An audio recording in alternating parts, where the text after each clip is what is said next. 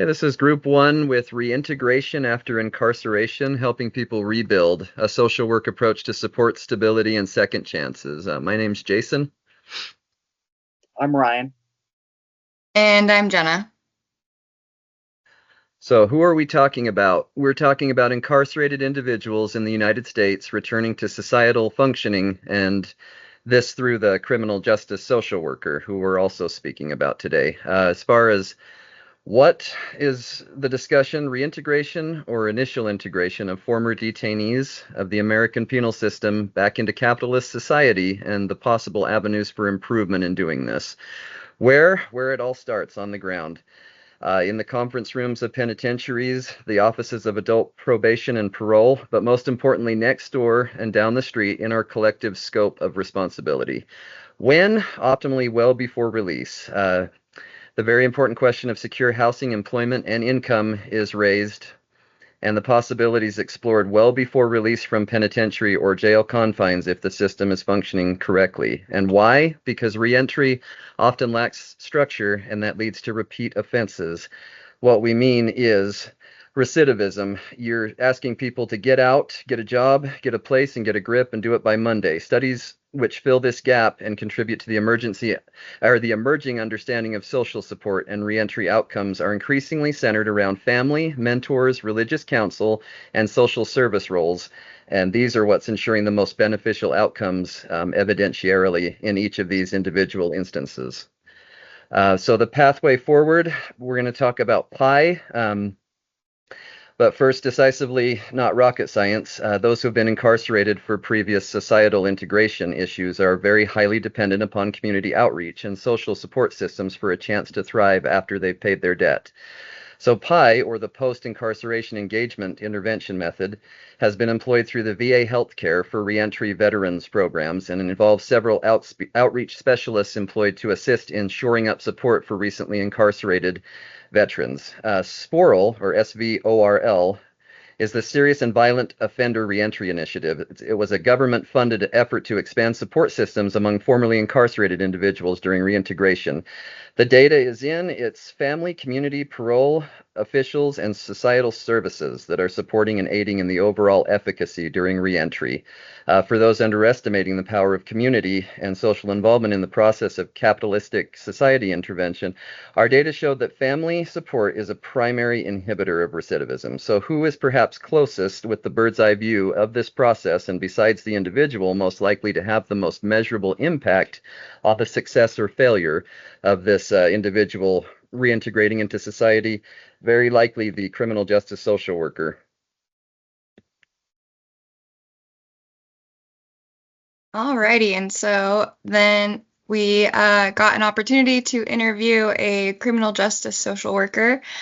So this is a licensed clinical social worker who had previously worked at the Salt Lake County Metro Jail. And so we asked, what are the core concerns of social work style intervention during initial offender reintegration discussions? She answered, for me, it's seeing the offender as a whole person. Your conviction doesn't define you, and with that, I want to help inmates not end up back there. Stabilization and safety is important to me. Do they have underlying mental health issues that has led them here? What are their strengths? Do they have a support system? And do they have housing?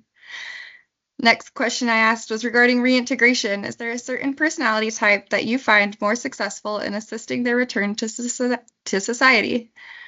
She replied, I think it's less about personality and more about readiness and resilience. That said, folks who show some level of self-reflection, even if it's raw or messy, tend to do better. I've seen people with all kinds of backgrounds make it if they're open to change and willing to ask for help.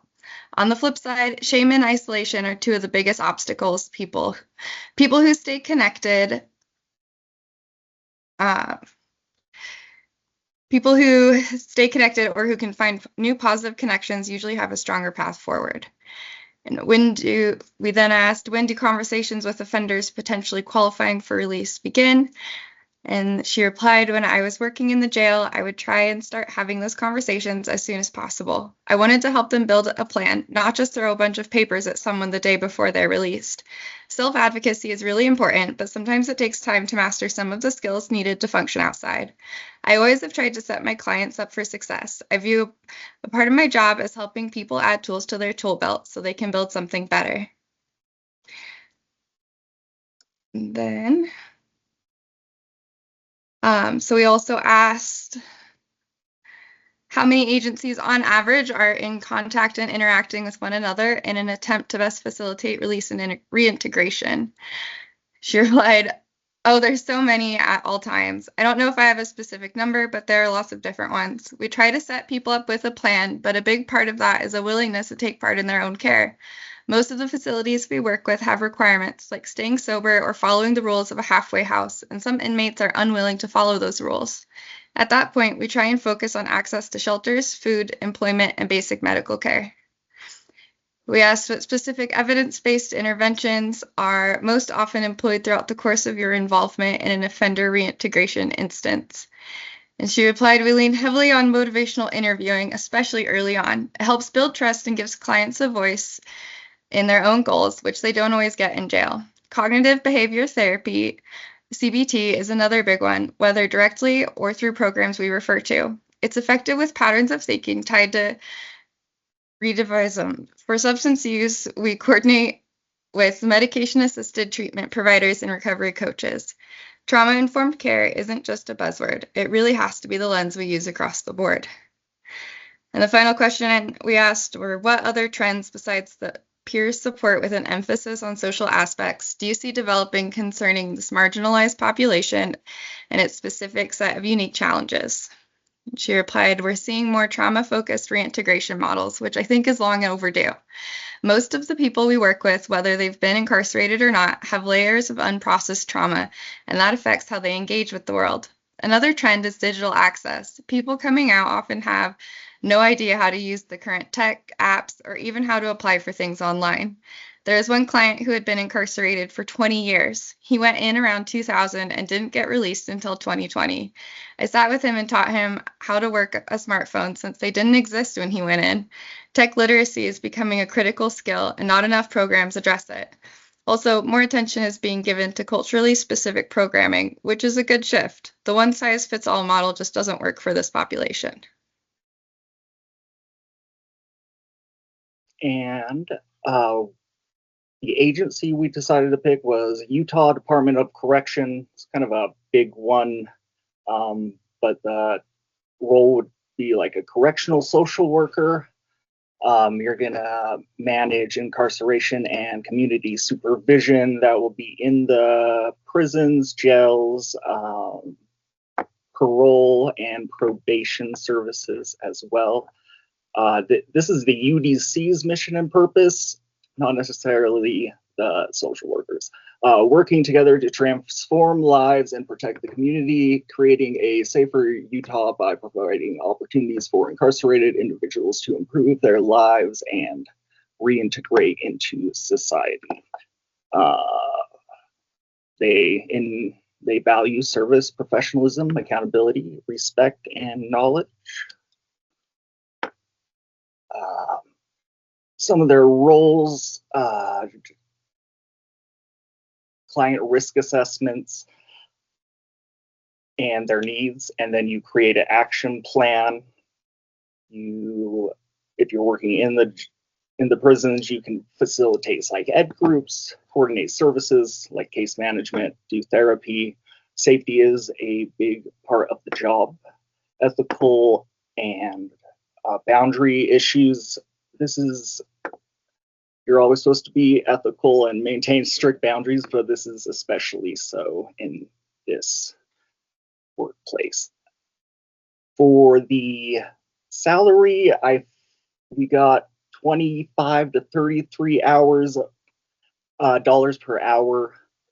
That's going to range quite a lot depending on how long you've been working there and how much experience you have. There are other advancements you can, or new roles you can take, like higher up in the company: supervision, administration, policy, training. It seems like the overall culture and satisfaction of work is like medium. They work really close in teams, but there are a lot of staff shortages, which leads to burnout and working overtime. And the relevance for social work is you're going to be meeting people where they're at here, helping people help themselves, teaching them psychoeducation skills, and they are a vulnerable population, so be helping them with addiction and mental services, casework management services, and using a holistic approach to reintegration, which, as we said earlier, consists of many things like community, families, resources, and jobs.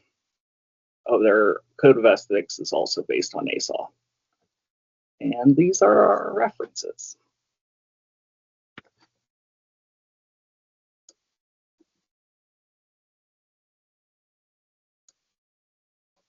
Stop.